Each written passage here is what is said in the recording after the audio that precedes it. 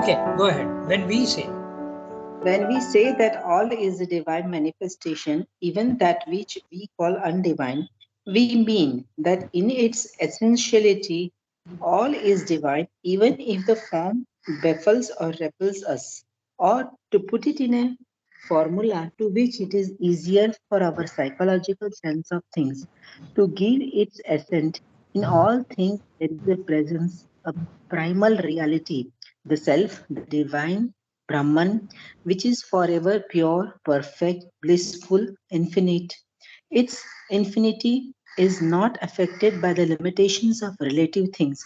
Its purity is not stained by our sin and evil. Its bliss is not touched by our pain and suffering. Its perfection is not impaired by our defects and consciousness. Knowledge, will, unity. In certain images of the Upanishads, the divine Purusha is described as the one fire which has entered into all forms and shapes itself according to the form, and as the one sun which illumines all impartially and is not affected by the faults of our seeing. But this affirmation is not enough, it leaves the problem unsolved.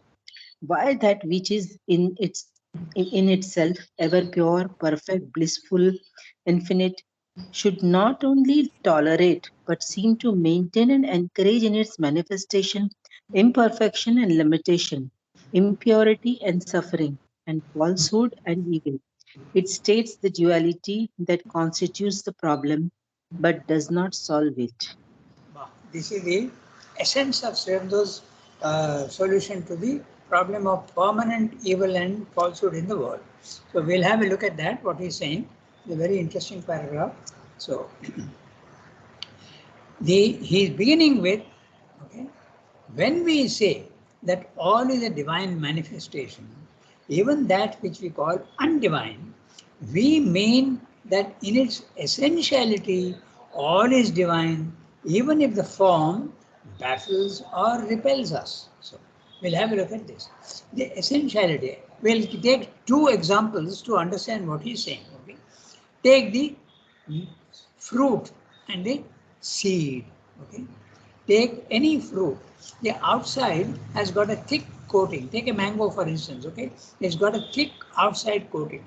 Okay, but the seed is inside, and the seed is the one that has the power to again reproduce itself. Take the coconut.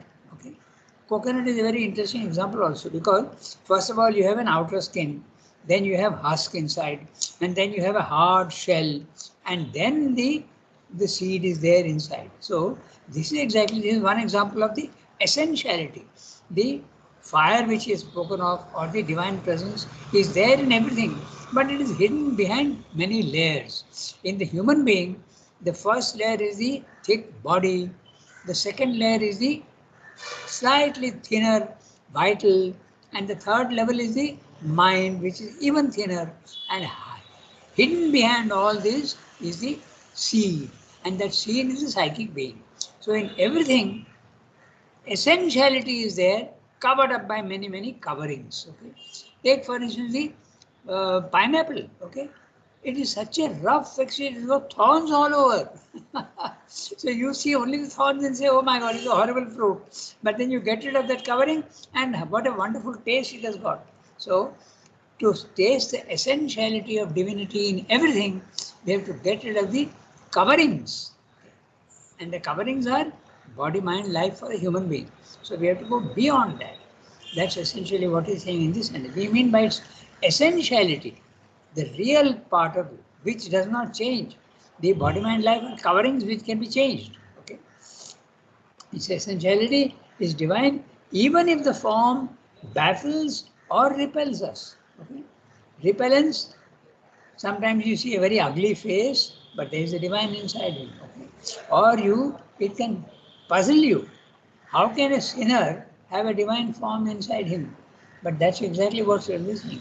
It can either surprise you or baffle you. Baffle means to make you wonder. Okay, you're surprised and you start wondering how it is possible, and even repel. It can even repel you. Or we go to the next sentence. Or to put it in a formula, to which it is easier for our psychological sense of things to give its consent, assent. Okay, consent and assent. Okay. Basically the same thing. In all things, there is a presence. There you are. Okay. So the presence is the essentiality, a primal reality, the self, the divine, the Brahman, which is forever pure, perfect, blissful, infinite. Our soul also is essentially pure, perfect, blissful, infinite, but it has got covered up by the mind, the vital, and the body, and therefore it has forgotten its own divinity. You have to go and contact the consciousness from outside, has to go and contact inside, and then it becomes a wonderful thing. But essentially, the psychic being is pure, perfect, blissful, infinite. Its infinity is not affected by the limitations of relative things. Relative things, again, we give the importance to the word relative. Relative is in the physical world because relative means multiplicity. You can't have a relation without only with yourself. You need either a brother or a sister or a friend or something. So a relative relative suggests multiplicity, and multiplicity means the physical world. As you keep going up in consciousness, the oneness comes up. So when he says relative, it belongs to the physical world. Its purity is not stained by our sin and our evil. So that is the reason why we get baffled when we see only the outer. Like the when you see a coconut, somebody who is not familiar with it will say, oh, impossible. What sort of a fruit is this? This is nonsense. We don't want it. And you reject it. Or the pineapple. Okay? It is so hard and exterior is so bad that you don't want it. But you must go deep. If you go deep, you will see how wonderful it is. Okay? This is what we make a mistake by judging the superficiality. And when we see human beings also or even animals, we see only the superficial and make a judgment.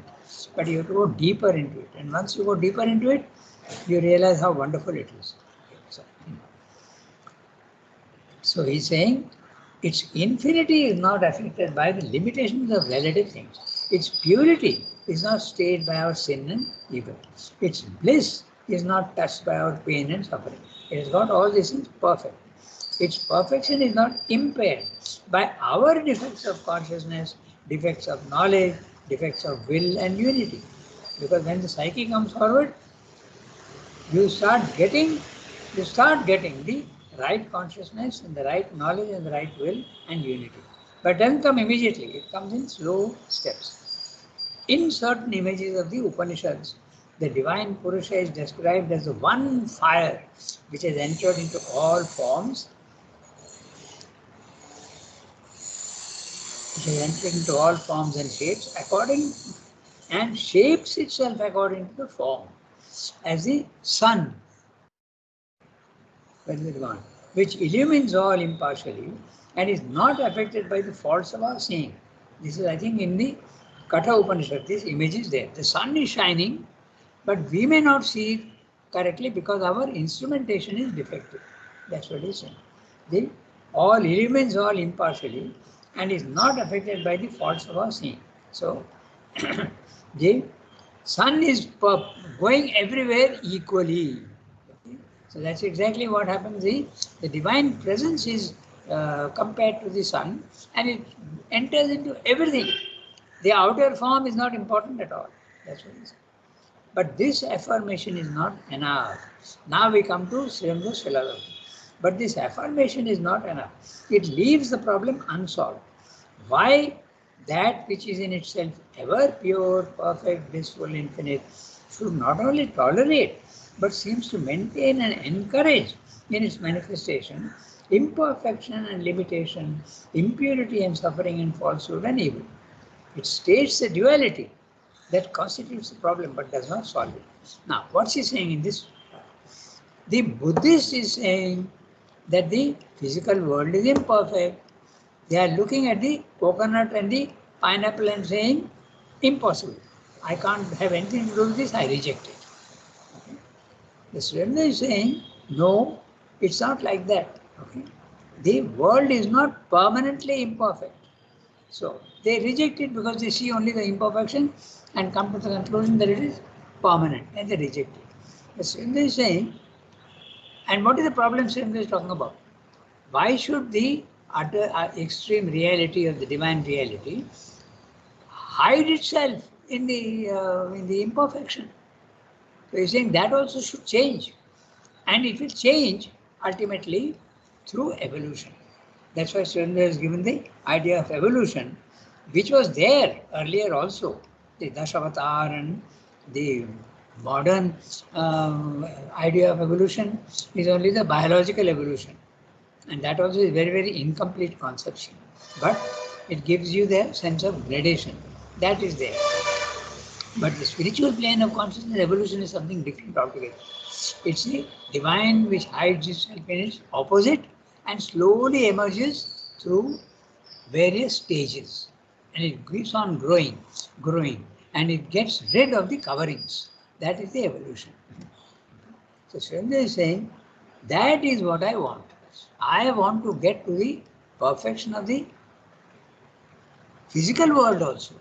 Why should we consider the physical world as permanently imperfect and escape from there? That doesn't solve the problem. The problem is what? The problem of the divinization of matter. In the Buddhistic view or the Mayavadan view, the physical world is a world of imperfection permanently, and you can do nothing about it. Escape from it. But Shen is saying, no, not only is it there is an evolution which is slowly going from the low level to the higher level, and the highest level will also come one day, and we can also participate in that adventure. So that's what he's saying. There don't no escape but come back. Okay? That's the problem, and that's the solution. The problem is the permanent imperfection of the physical world as the others see it, and Swami is saying it is not permanent. We admit that it is imperfect, but we also have the power to change that, and we should do that. We should participate in God's work and the evolution. Then the work will go faster. Right? So we go to the next one. If we simply leave these two dissonant facts. So, Jasmine, will you read? Yes. Okay, go ahead. If we simply leave. You can hear me now. Very clearly. I told you the problem was me, not you. If we simply leave these two discordant facts of existence standing in each other's presence, we are driven to conclude that there is no reconciliation possible. All we can do is to cling as much as we can to a deepening sense of the joy of the pure and essential presence, and do the best we may with the discordant externality until we can impose in its place the law of its divine contrary. Or else we have to seek for an escape rather than a solution. Or we can say that the inner peace alone is a truth, and the discordant externality is a falsehood or illusion created by a mysterious principle of ignorance. Our problem is to find some way of escape out of the falsehood of the manifested world into the truth of the hidden reality. Or we may hold with the Buddhists that there is no need of explanation, since there is this one practical fact of the imperfection and impermanence of things and no self, divine or Brahman, for that too is an illusion of our consciousness. The one thing that is necessary for liberation is to get rid of the persistent structure of ideas and persistent energy of action, which manifest a continuity in the flux of the impermanence. On this road of escape, we achieve self-extinction in nirvana. The problem of things gets itself extinguished by our own self-extinction. This is a way out, but it does not look like the true and only way, nor are the other solutions altogether satisfactory. It is a fact that by excluding the discordant manifestation from our inner consciousness as a superficial externality, by insisting only on the pure and perfect presence, we can achieve individually a deep and blissful sense of this silent divinity, can enter into the sanctuary, can live in the light and the rapture. An exclusive inner concentration on the real, the eternal, is possible, even as self immersion by which we can lose or put away the discordant of the universe. But there is too somewhere deep down in us the need of a total consciousness. There is a nature, a secret universal seeking for the whole divine, an impulsion towards some entire awareness and delight and power of existence. This need of a whole being, a total knowledge, this integral will in us is not fully satisfied by these solutions. So long as the world is not divinely explained to us, the divine remains imperfectly known. For the world too is that, and so long as it is not present in our consciousness and possessed by our powers of consciousness in the sense of the divine being, we are not in possession of the whole divinity. So, he is explaining the solutions to the problem of the imperfections of the world. There are many, many. In our physical world also, whenever there is a problem, there are so many solutions. And there is often a discussion in industry or in politics or whatever. People sit together and work out a solution. But each one will have a different solution. In this particular case of the spiritual life, the problem is what? The imperfection of the physical world. So there are three solutions possible. So I'm just discussing the three solutions. Solution number one, get rid of the imperfection, come out of it. Okay, that's a Buddhistic solution. That is a solution. Your problem of suffering is eliminated altogether. But what is happening? You are not only eliminating your suffering, but you are also eliminating the world in which it is there. So you can say, in a very interesting manner, operation successful because you have now got rid of your pain and suffering, but the patient itself is dead. The problem itself disappears. Okay, the world disappears. The world is the one that is giving you pain and problem. So get rid of the world. When you go out of the world, for you the world doesn't exist anymore. It becomes a illusion. So this is solution number one. Solution is valid. Okay, because your individual problem is solved. Now the second problem also, Semler is saying that for the individual, it is possible to remain in the physical world but be not affected by it. You remain in the physical world and you don't lose contact with all the imperfections and concentrate and cling. He is using the word cling. We'll go through each sentence, but I'm just giving you the three solutions. First solution, get rid of the world. Okay. Operation successful, patient dead. Okay. The world disappears. But suffering is eliminated. So that's a solution. Second solution, remain in the physical world, but don't pay any attention to the imperfections of the physical world which will exist. And you are also in it, but you are not affected by it. Again, the beautiful image of the lotus leaf in water. You are in the water, you are in the physical world, but you are not getting wet. Okay, that's solution number two. But the water is imperfect. And now solution number three, Surendra is saying, no, I want also the water to be pure. I want also the physical world to become pure.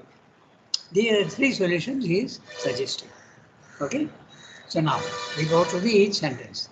The para is clear. Three solutions he is discovering. His solution is the last one. Even the world, I want to change the world also. Why should the suffering be there in the world? I am solving my own problem individually. Okay. Solution number one, individual is free. Solution number two, the individual is not affected by the physical world. But what about my neighbor? What about my other people? What about my friends? They are all suffering. So how does that solve any problem? If you are spiritually selfish, your problem is solved. But if you are a little more generous and little more merciful and compassionate to the others, you will see also their suffering. And this experience also comes because when you are in the cosmic consciousness, you see yourself as everybody else. And when you see everybody else, you see that they are in suffering. Okay? So that problem has to be solved, and that's suggested the third solution. Now, we go to each sentence. I go back to the beginning of the paragraph.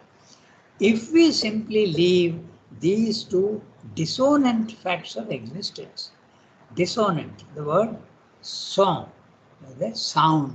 So dissonant means that which is clashing, that which is unharmonious, two sounds which are not matching each other.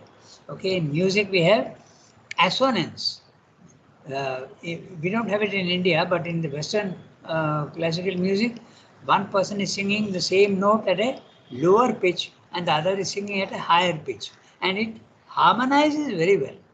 But dissonant is the opposite. The two things are absolutely clashing with each other. Okay? So that is the dissonant. So which are the two things clashing with each other?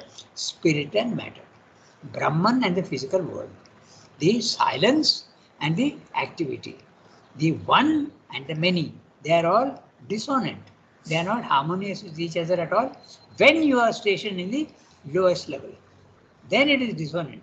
But when you rise to the highest level, you see that they are not dissonant at all. That was only the outer surface, superficial reaction that you were having. Okay, so that's what the word dissonant means. That okay, it's interesting. The words, the words. So we have to go to the root meaning of the words and see how it is applicable to what he's saying.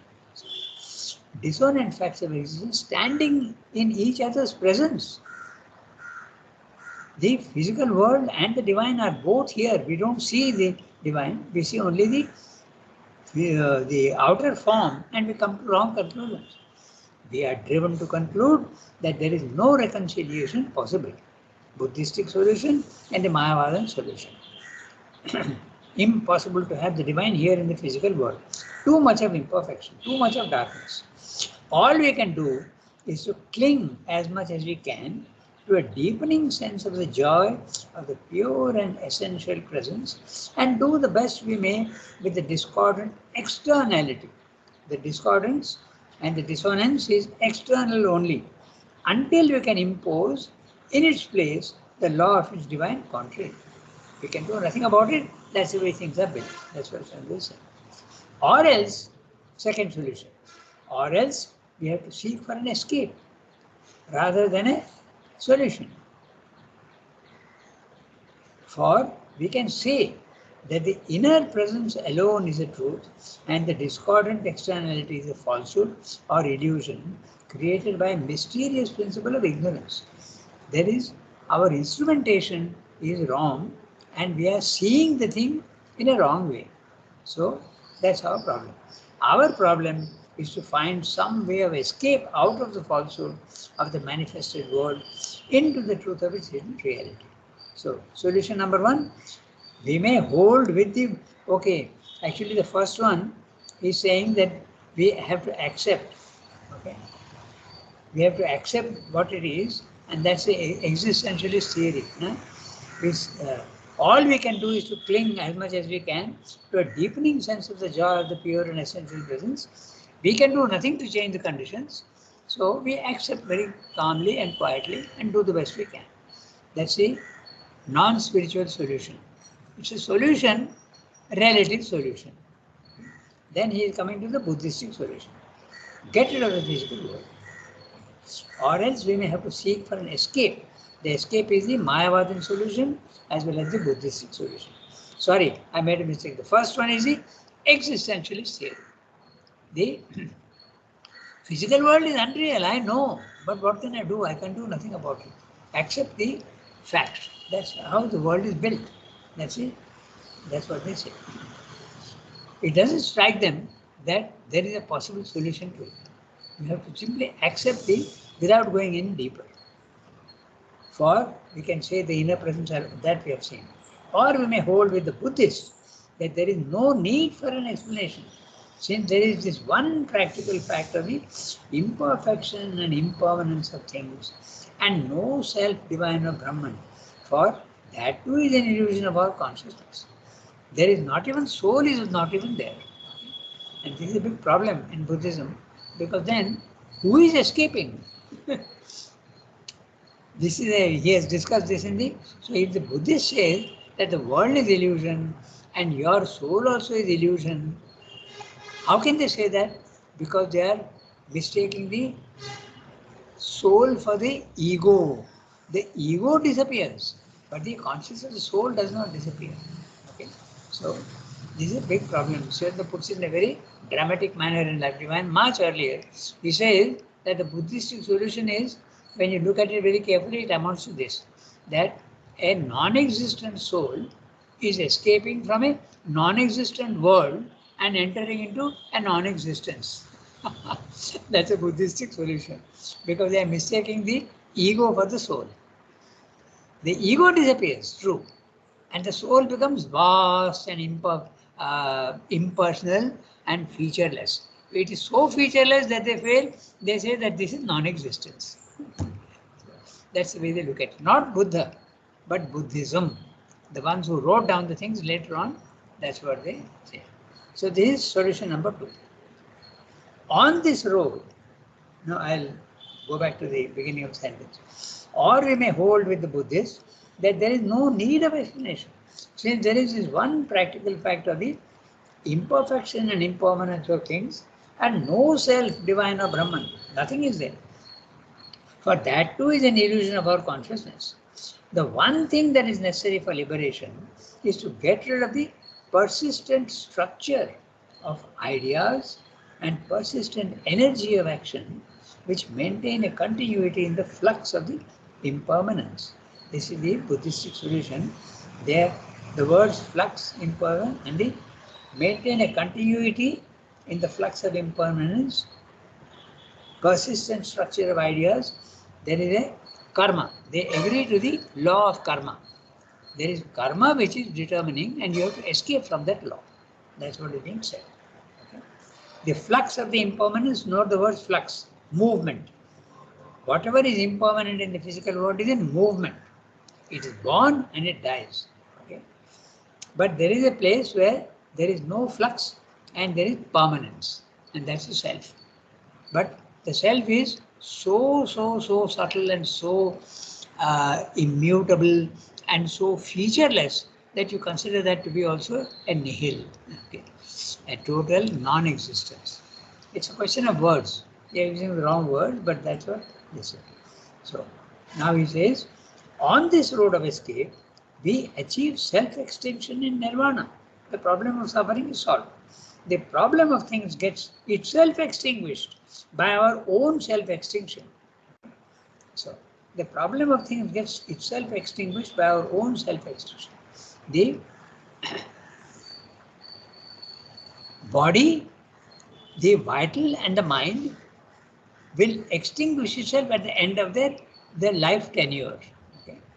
At that time, the body will disappear, the vital will disappear, and this will disappear. And the ego also disappears. When the ego disappears, what remains is your self. But that self is something which is featureless, infinite, eternal, and without any movement. So you can say that it is non-existence. We have come to that. That's a question of the language. Okay. So there are two types of non-existences. One is a non-existence which is really empty and can do nothing at all. Therefore, they go into that and they disappear, the Buddhists. But the other non-existence is the Advaita theory of non-existence. That which is non-existent holds all existence in itself in the subtlest of form. You can't see it, but it has the capacity to do that. Okay. So that's a third solution. On this road of escape, he is saying, we achieve self-extinction in nirvana.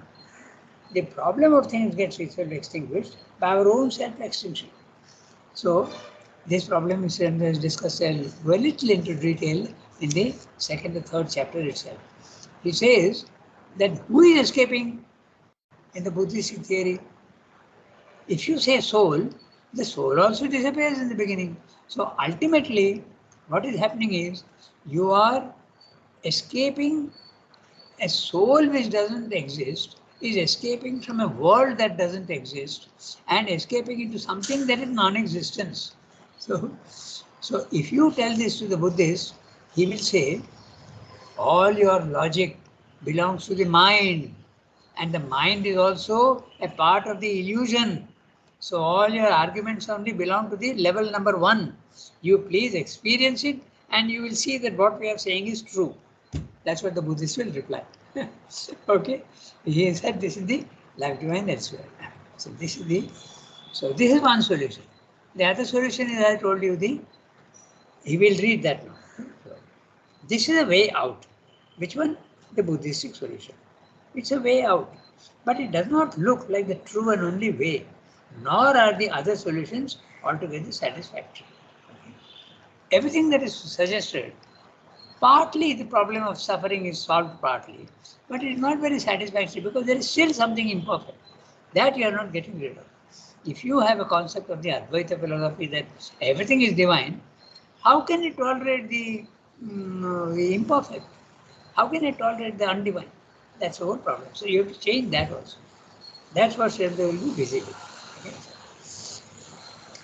It is a fact that by excluding superficial externality, it's the fact that by excluding the discordant manifestation from our inner consciousness as a superficial externality, by insisting only on the pure and perfect presence, we can achieve individually, a deep and blissful sense of the silent divinity.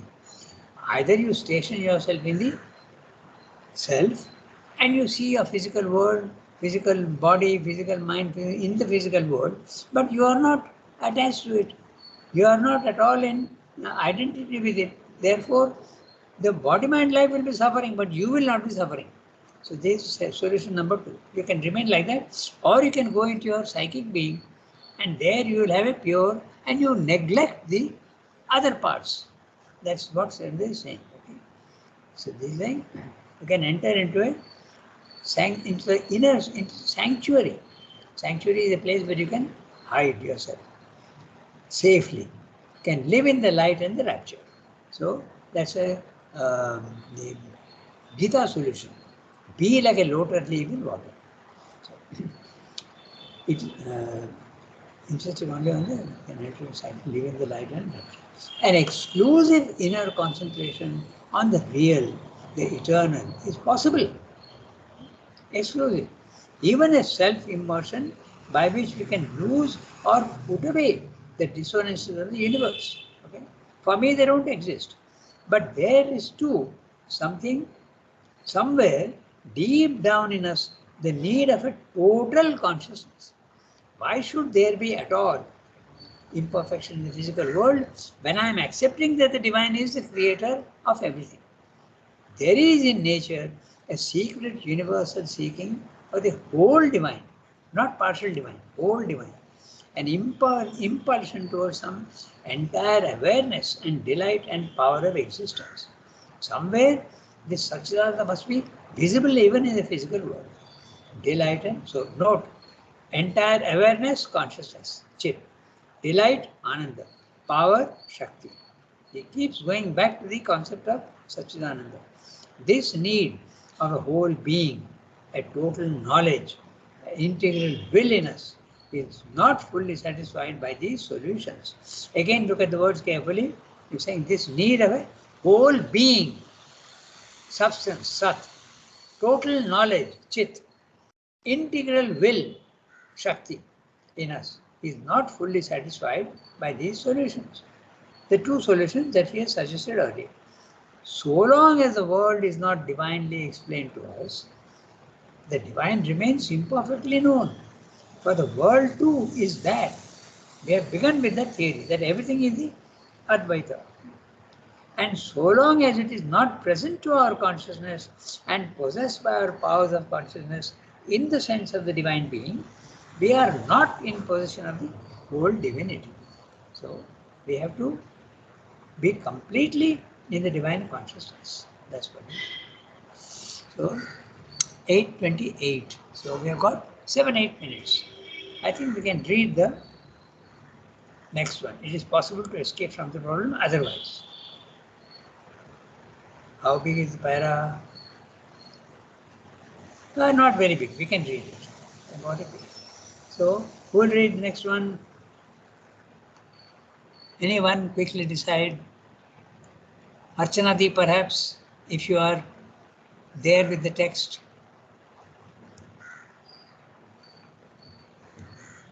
Or if Archanadi is not ready. Shall I read?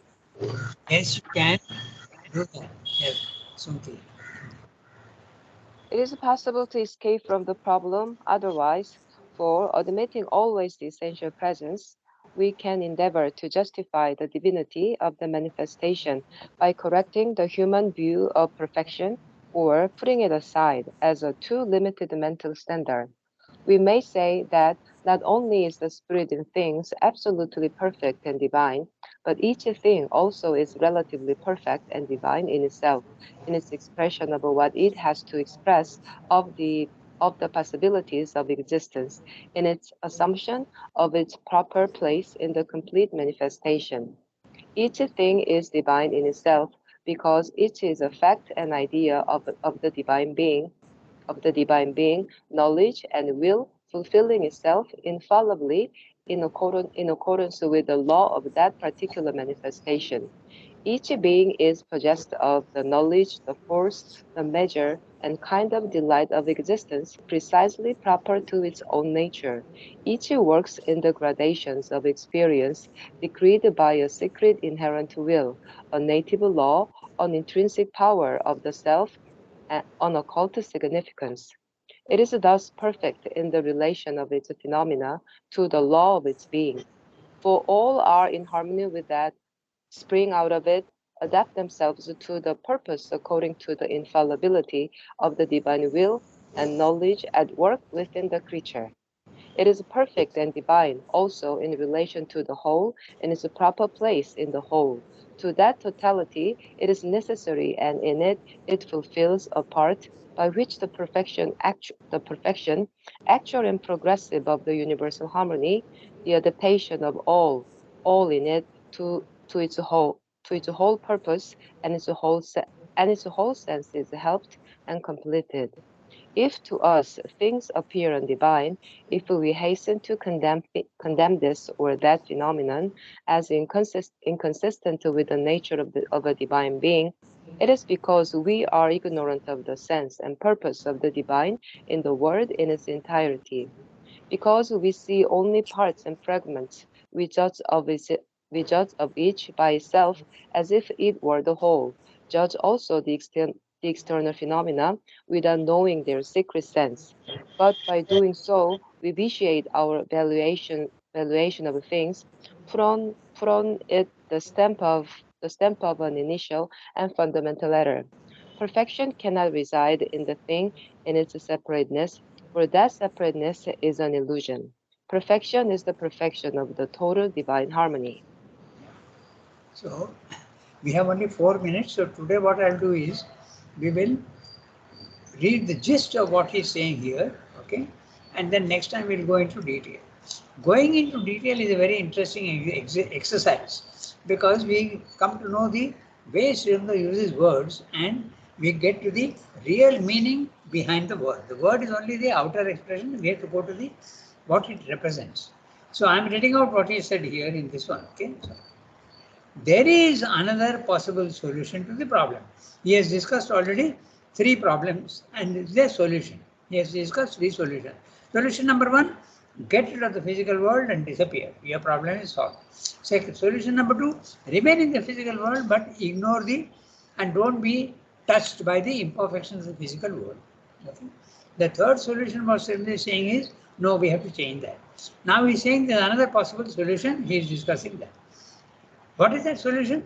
We may admit the divine presence in all things. We may admit, we may not see, but we may admit, no, the divine is there everywhere. You may not see it, but he is there. Okay? And we may say that just one second. I have put the cursor. I've got it. Okay. So there is another possible solution to the problem. We may admit the divine presence in all things, and we may say that man's view and understanding of the universe is defective. You are looking at it wrong way. It is your problem. There is no essential problem. You can say that. It is too limited, mental, ignorant.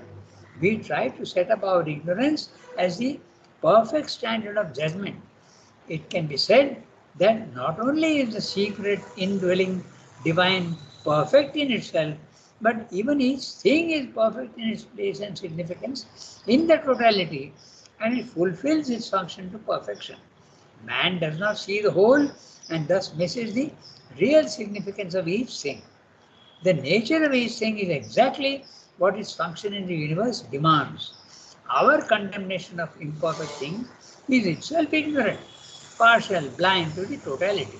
So, there is no problem, is it? This solution that he is talking about. There is no problem. You are seeing it in the wrong way. You are creating your own problem.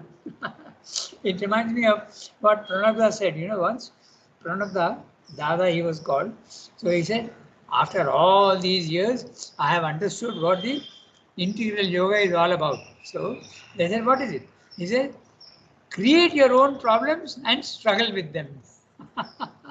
Of course, he meant it as a joke, but this is the solution that is offering. Okay, I'll give you 4 lines next time from Robert Browning, where he says everything is perfect in the world. You are seeing suffering and all that, but there is no suffering. Okay, that's the solution that is offering. The nature of each thing is perfectly what its function in the universe demands. Our condemnation of imperfect things is itself ignorant, partial, blind to the totality. The perfection cannot be in the part, it can only be in the whole. So, Srila is saying that is this a solution? Afterwards, he will discuss that's a very shallow optimism. Okay? The shallow optimism is what he objects to. You have to admit that there is imperfection. You may escape individually, but what about the others? They are suffering and it is real. So that is not a solution also. It's a solution for the individual. Okay? You can say that you are looking at it in the wrong way. There is no problem at all, you can say. Okay? But this is what he's saying in the para. We'll look at this in detail, and I think next time he also refers to what he calls shallow optimism.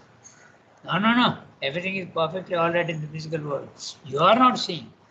This is there, the idea is there in Robert Browning's poem called Pippa Passes. Okay, I'll refer to it in the next time and we'll give those lines.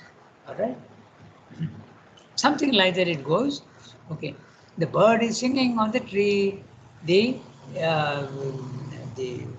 caterpillar is walking on the branches, and everyone is happy. Everything is fine. What is there to bother about? So this is the shallow optimism. It doesn't. You are taking only one aspect of the creation, and you are not looking at the other aspect of creation. So we stop here today. Okay. And next time we'll take it up. So next time we have to redo. It is possible. Okay, au revoir everybody. Thank you, Rangada. Okay, au revoir. Have a nice day.